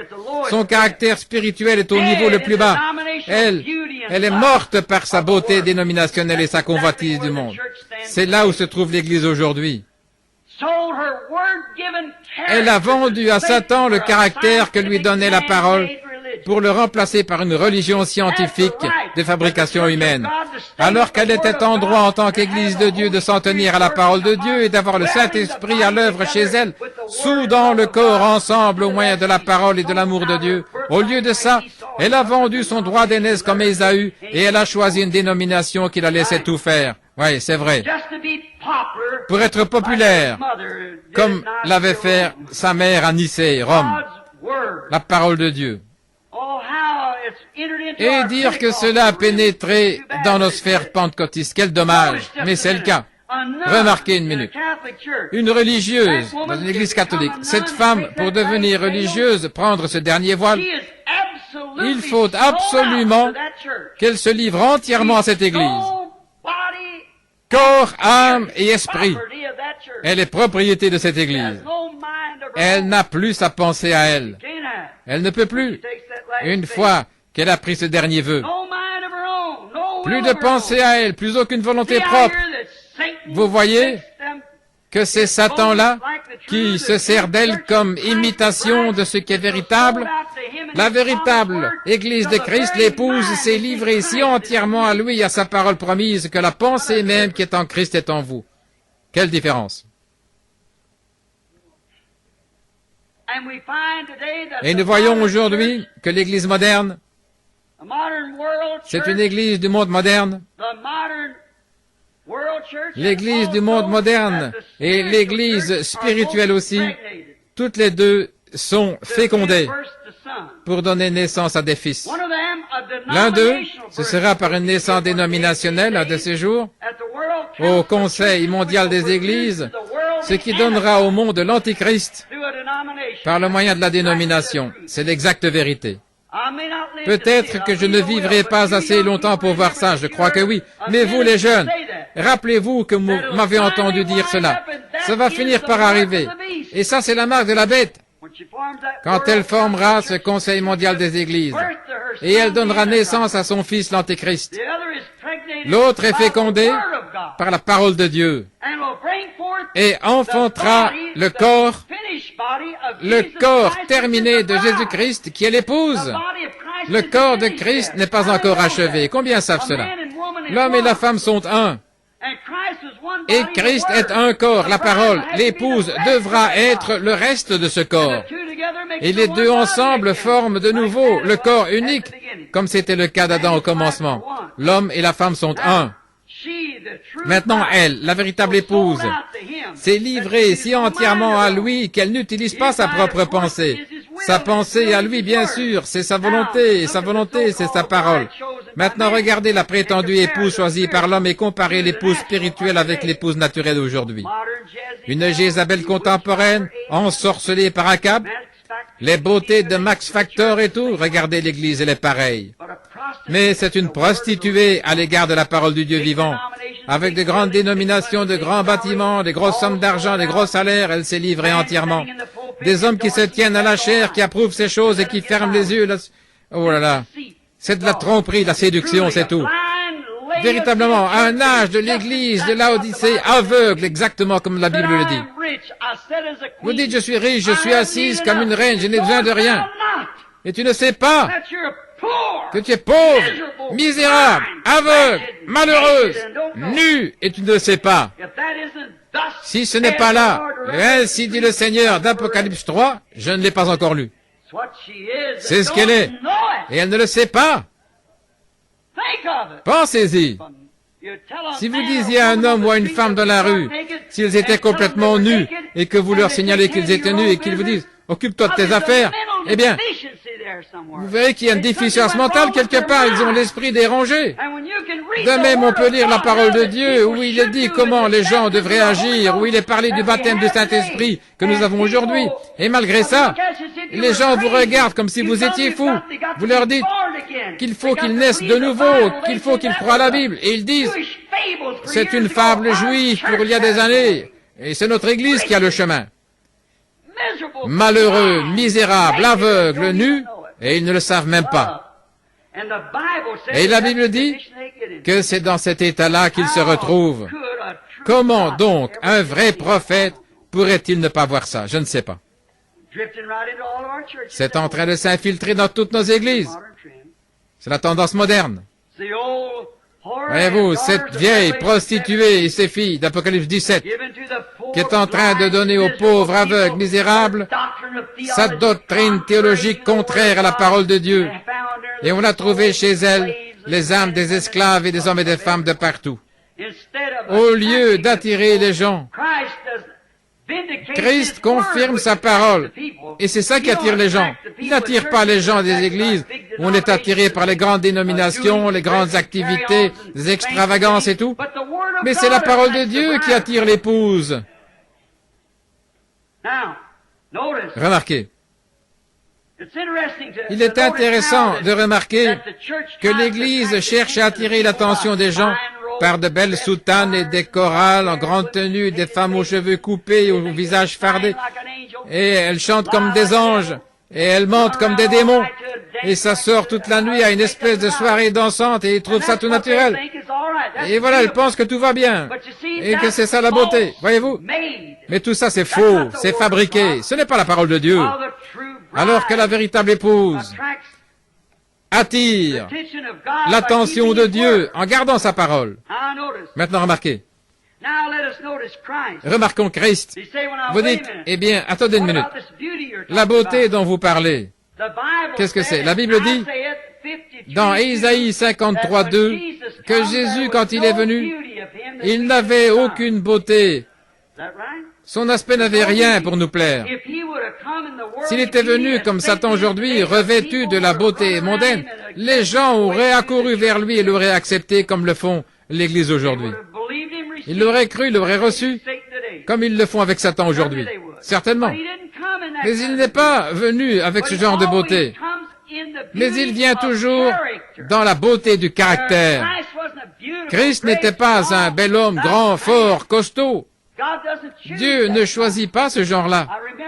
Je me rappelle qu'une fois un prophète est allé choisir un roi, faire du fils d'Ésaïe un roi, pour qu'il prenne la place d'un autre roi, Saül. Donc, Isaïe a fait venir devant lui ce beau grand garçon. La couronne ira bien sur sa tête. Le prophète s'est avancé pour verser l'huile, et il lui dit, Dieu l'a rejeté. Et il a rejeté chacun d'eux jusqu'à ce qu'il arrive à un petit gars au teint rosé, aux épaules tombantes, et c'est sur lui qu'il a versé l'huile. Il a dit, Dieu l'a choisi. Nous choisissons d'après ce que nous voyons, mais Dieu par le caractère. Le caractère. Il n'y a jamais eu un caractère comme Jésus-Christ. C'est ce qui vit en vous et le manifeste, lui. Nous voyons que c'est vrai. Ce n'est pas une beauté mondaine dont il serait revêtu pour attirer son épouse. C'est son caractère à lui, le caractère de l'Église. Voilà ce que Jésus recherche. Non pas les grands bâtiments, dénominations et le nombre de membres qu'on peut trouver. Il a promis de nous rencontrer là 2 ou 3 sont assemblés. C'est vrai. C'est là-dessus que le vrai croyant fonde ses espérances sur la parole de Dieu qui est confirmée comme étant la vérité. Ils choisissent d'après sa parole, non pas d'après un groupe qui aime le monde. Non, ils détestent ça. Ce n'est pas étonnant qu'elle soit divorcée de lui, parce qu'elle n'a pas saisi sa révélation. Il ne s'intéresse pas à elle, à sa manière d'agir et de faire, et la quantité des choses mondaines. Ce qu'il cherche, c'est le caractère de Christ. Maintenant, encore un moment. Il choisit une épouse pour refléter son caractère. C'est là que les églises modernes aujourd'hui passent certainement 1 million de kilomètres à côté, parce qu'elles nient que ceci est la vérité. Ainsi, comment serait-ce possible? Maintenant, il attend le jour où cette épouse sera formée. Hébreux 13:8, exactement comme cela a été, comme lui a été, il faut qu'elle soit pareille à lui, même chair, même os, même esprit, pareil en tout, formés de la même façon, et c'est alors que les deux deviennent un. Tant que l'Église ne sera pas comme ça, ils ne sont pas un.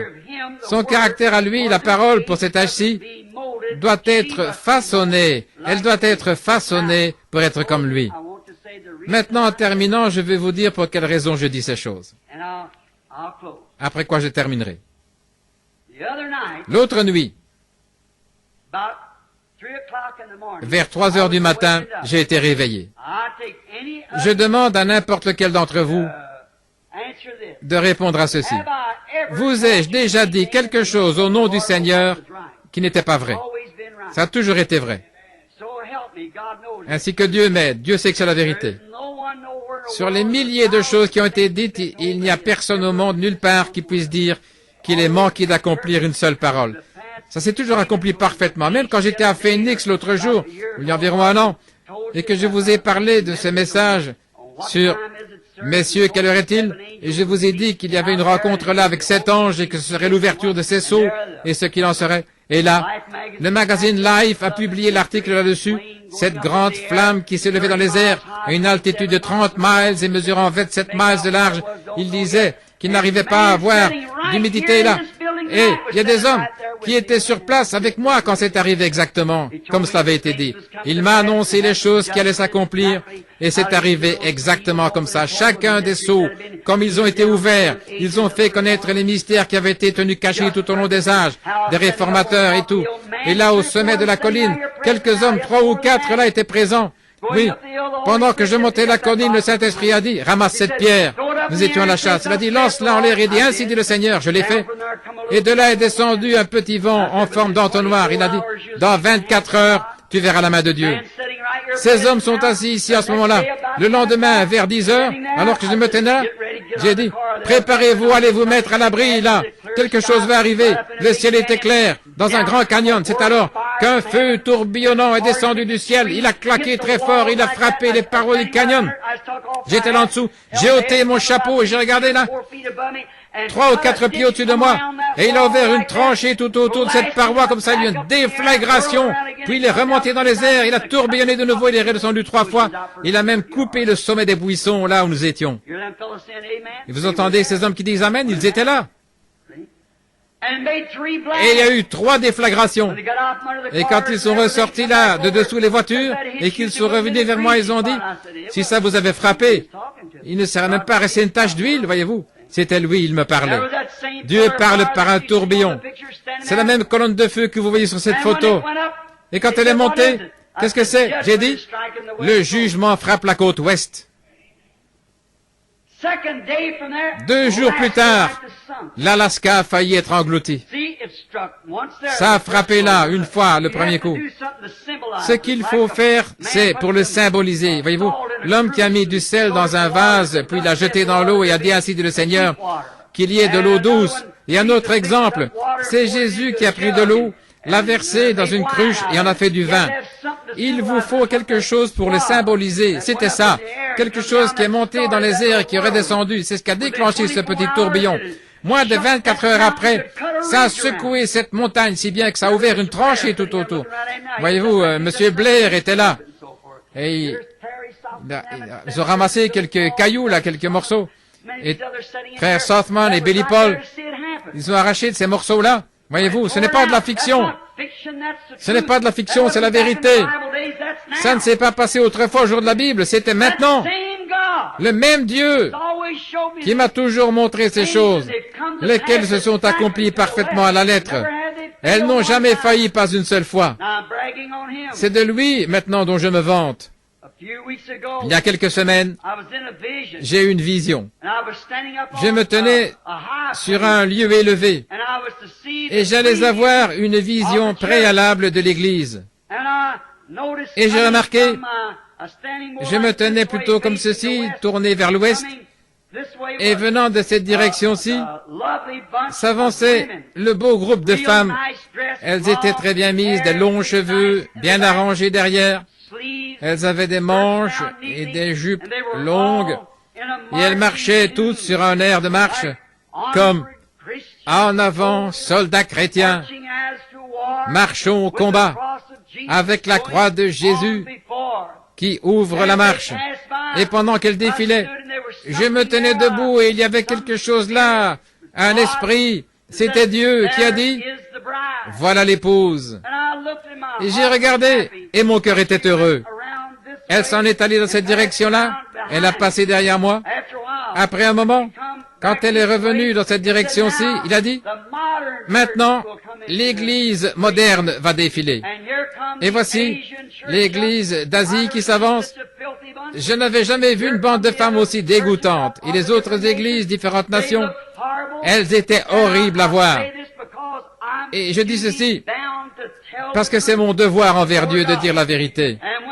Et quand il a dit, voici maintenant l'Église d'Amérique qui va défiler. Si jamais j'ai vu une bande de démons, c'était ça. Ces femmes étaient complètement nues, avec une espèce de chose grisâtre là, de la couleur d'une peau d'éléphant, et elles tenaient ça devant elles, et en haut il n'y avait rien du tout.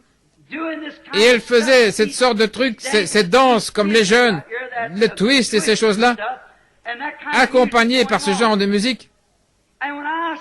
Et quand j'ai vu Miss USA s'avancer, j'ai failli m'évanouir. Maintenant, ceci est ainsi dit le Seigneur. Vous croyez que je suis son serviteur, croyez-moi maintenant.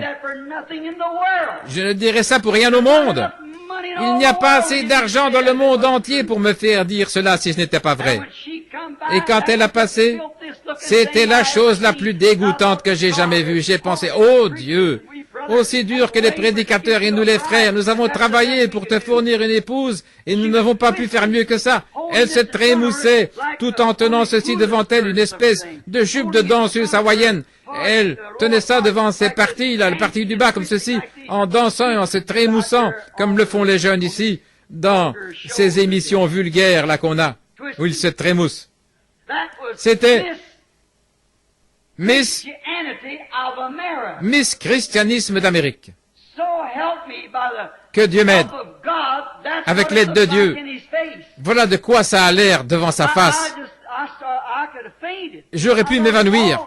Je me suis dit, après tous les efforts, toutes les prédications, toutes les tentatives, toutes sans exception, et elles avaient les cheveux coupés, elles se trémoussaient et agissaient comme ça, tout en tenant ceci devant elles. Elles se sont approchées de l'endroit où je me tenais en compagnie de cet être surnaturel.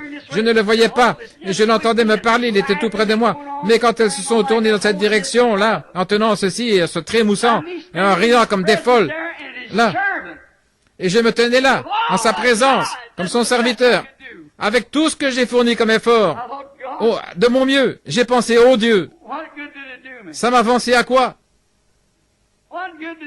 Ça a servi à quoi? Tous les pleurs, toutes les supplications, toutes les tentatives de persuasion, et tous les grands signes, les prodiges et les miracles que tu as opérés. Et moi, je rentrais à la maison et je pleurais. À quoi bon tout ça? Et puis, te présenter quelque chose comme ça comme épouse. Et comme j'étais là en train de regarder, elle a défilé. Vous pouvez imaginer son dos sans rien sur elle, alors qu'elle tenait ceci devant elle, et qu'elle passait en se dandinant comme ça, au son du twist, en projetant ses membres comme ça. Comme c'était vulgaire, comme elle faisait en agissant son corps comme ça. Maintenant, vous me direz, qu'est-ce que ça veut dire, frère Branham? Je ne sais pas. Je vous dis ce que j'ai vu, c'est tout. Et quand elle est passée près de moi comme ça, je l'ai regardée. Oh, je me suis senti vraiment mal. Je me suis détourné, j'ai pensé, oh Dieu, alors je suis condamné, ce n'est plus la peine pour moi d'essayer maintenant. Je ferai aussi bien démissionner. Madame Carl Williams, si vous êtes assise ici, ce songe dont elle m'a parlé, votre songe, voilà, c'est ça. Le volant m'est ôté de mes mains. Alors, je pensais, je ferais tout aussi bien d'oublier ça. Pour moi, c'était fini. Et puis tout à coup, je l'ai entendu revenir. Et de ce côté-ci, c'est avancé cette même épouse qui était partie dans cette direction-là. Ces jeunes femmes sont revenues. Et chacune était vêtue du costume national du pays d'où elle venait, comme la Suisse, l'Allemagne et ainsi de suite. Chacune portait cette sorte de costume. Elles avaient toutes de longs cheveux exactement comme celles du début. Et les voici qui venaient en marchant. En avant, soldats chrétiens, marchons au combat. Et quand elles ont passé devant la tribune où nous étions, en même temps elles ont tourné les yeux dans notre direction, puis elles ont tourné la tête et ont continué à marcher jusqu'à ce moment-là. et elles ont commencé à s'élever dans le ciel. L'autre est allée sur le bord d'une colline et est descendue comme ça. Celles-ci ont commencé à s'élever dans le ciel, et pendant qu'elles marchaient, j'ai remarqué 2 ou 3 jeunes filles à l'arrière. Il m'a semblé qu'elles étaient d'un pays étranger, peut-être de la Suède, de la Suisse ou ailleurs. Elles ont commencé à regarder autour d'elles et j'ai dit, ne faites pas ça, ne rompez pas le pas. Alors que je criais comme ça dans la vision, je suis revenu à moi-même, j'étais debout là, la main tendue, et je me suis dit, eh bien, je pensais, eh bien, c'est la raison pour laquelle j'ai dit ce que j'ai dit ce soir. Je vais vous poser une question. Est-il plus tard que nous le pensons? Se pourrait-il qu'elle soit déjà appelée et choisie? Scellée? Et il n'y en aura pas une de plus? Serait-ce possible? Ah oui. Ah oui. Vous vous rappelez ce que j'ai dit l'autre jour au petit déjeuner? Dans la reproduction des pollens mâles et femelles, il y a 1 million de germes qui sortent et 1 million d'ovules qui sortent. Par contre, il n'y a qu'un seul d'entre eux qui vivra et pourtant ils sont tous pareils, 1 sur 1 million. Chacun d'eux, c'est le même ovule et c'est la même sorte de germe. Un seul d'entre eux vit, les autres meurent. Personne ne sait lequel de ces ovules est mûr. Ce qu'il en est, c'est Dieu qui doit décider de ça. Si ce sera un garçon ou une fille, une blonde ou brunette ou quoi que ce soit, c'est Dieu qui en décide. Ce n'est pas le premier qui arrive, mais le premier que Dieu a choisi. Peut-être qu'il y en a un qui arrive et un autre. Si vous avez déjà eu l'occasion d'observer, j'ai regardé ça dans les éprouvettes. C'est Dieu qui doit décider ça. Ils sont tous pareils. Mais c'est par élection. La naissance naturelle, c'est par élection. Dieu en choisit un sur 1 million. Quand Israël a quitté l'Égypte pour se diriger vers le pays promis, ils étaient approximativement 2 millions. Tous étaient sous le même agneau de sacrifice. Sinon, ils n'auraient pas vécu. Tous ont écouté Moïse, le prophète. Tous ont reçu le baptême dans la mer Rouge. Tous ont dansé, les femmes ont dansé avec Myriam, là, le long du rivage, au bord de la mer, quand Dieu a détruit l'ennemi. Tous étaient là avec Moïse, ils l'ont entendu chanter dans l'esprit. Tous ont mangé la manne dans le désert, qui était tombée du ciel. De la nouvelle manne chaque soir, ce qui est un type de message. Tous en ont mangé. Mais sur les 2 millions, combien y sont parvenus? 2. 1 sur 1 million. Il y a environ 500 millions de chrétiens dans le monde ce soir, en comptant les catholiques et tous. 500 millions de soi-disant croyants dans le monde. Si l'enlèvement avait lieu ce soir, ça voudrait dire, si c'était vraiment dans la proportion d'1 sur million, je ne dis pas que c'est le cas, mais si c'était le cas, alors, dans les prochaines 24 heures, 500 personnes auraient disparu. Vous n'entendriez même pas parler, voyez-vous, il y en a autant qui disparaissent sans qu'on les retrouve. Alors, ça pourrait nous arriver, les amis, comme c'est arrivé quand Jean-Baptiste est venu.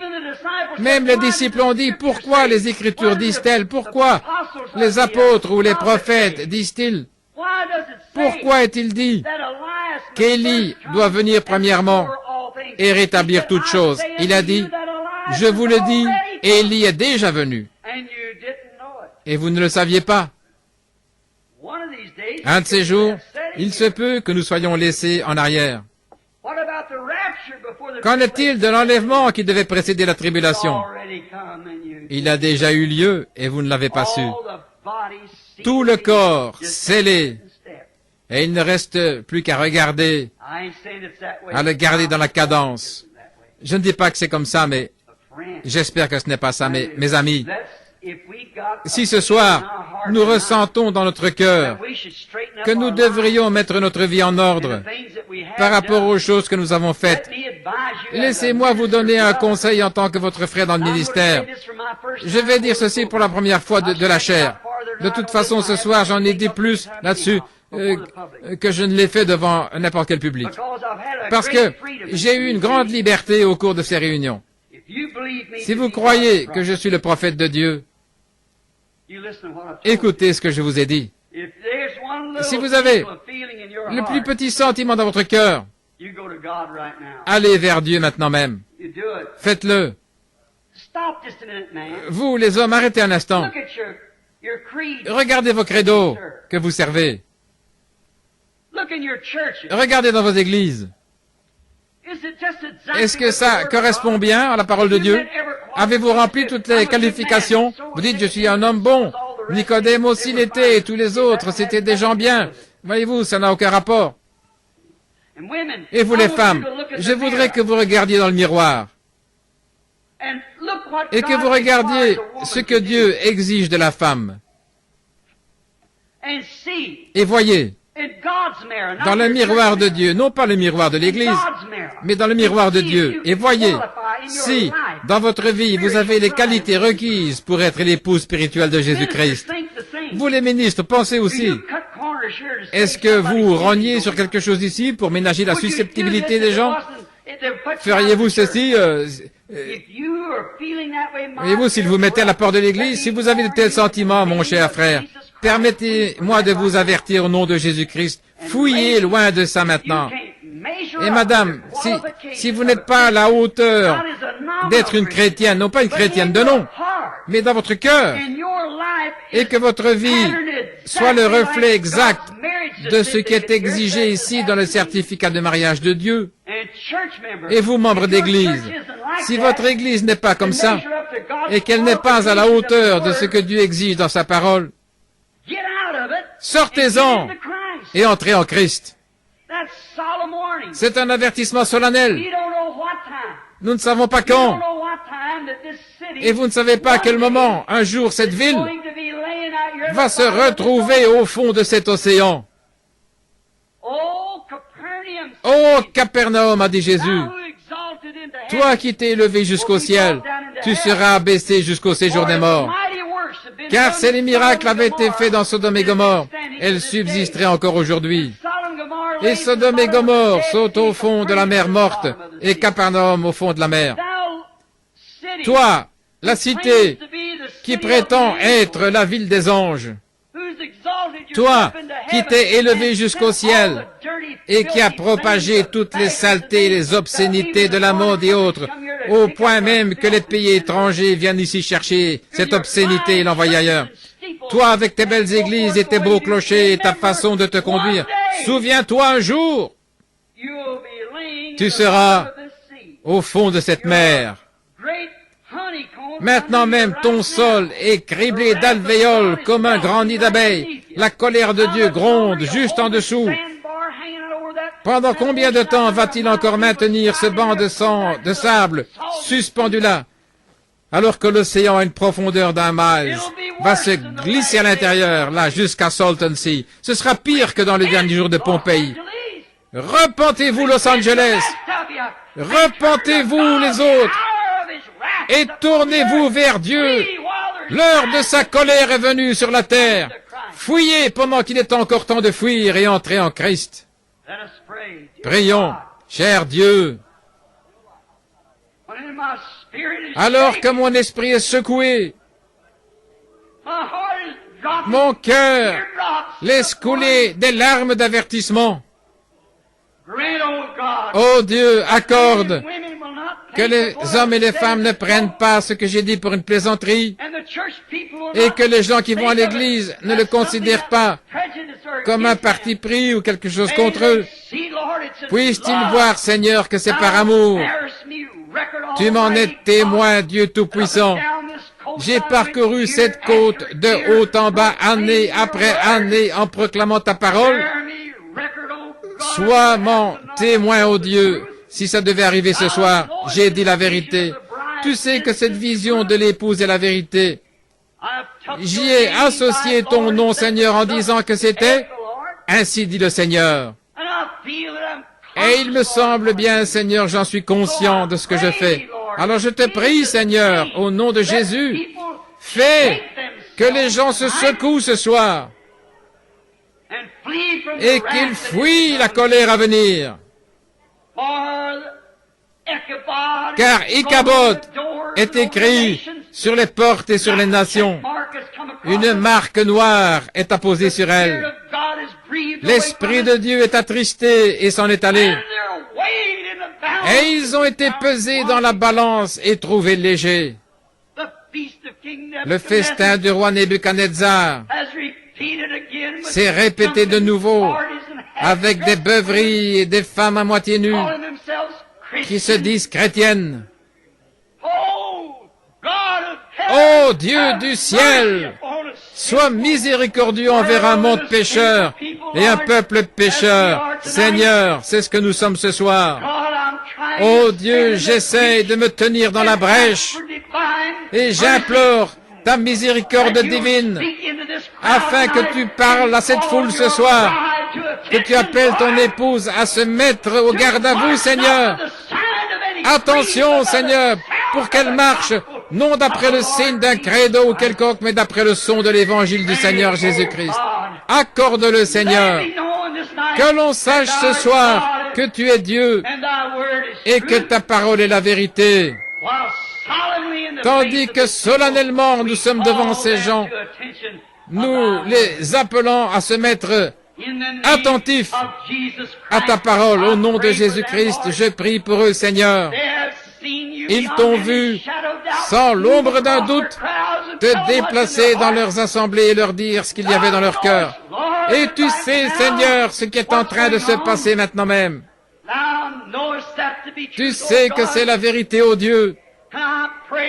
Aussi je te prie, au nom de Jésus, fais que le Saint-Esprit intercède encore une fois, Seigneur, et qu'il attire à lui ceux de cet auditoire qui sont écrits dans le livre de vie de l'agneau.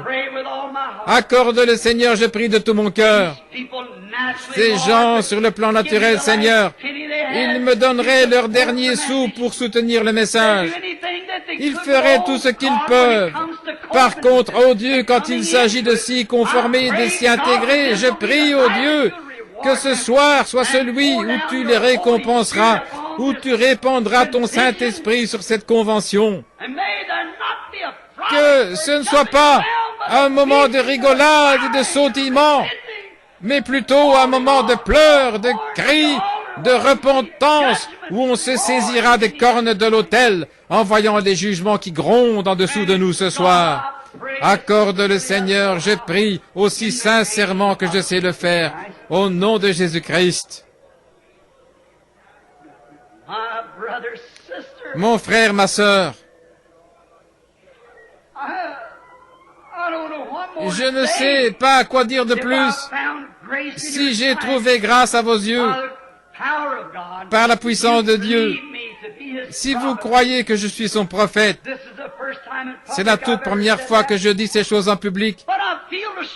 Mais je ressens une sorte d'avertissement étrange. Je ne suis pas enclin à ce genre de choses, vous le savez. Ce n'est pas ma manière d'agir. J'ai hésité à prononcer ce message et à dire ces choses. J'ai pris des chemins détournés et tout le reste pour ne pas avoir à le dire, mais cela a été dit. Et cela subsistera au jour du jugement, comme témoignage que j'ai dit la vérité. C'est ainsi dit le Seigneur.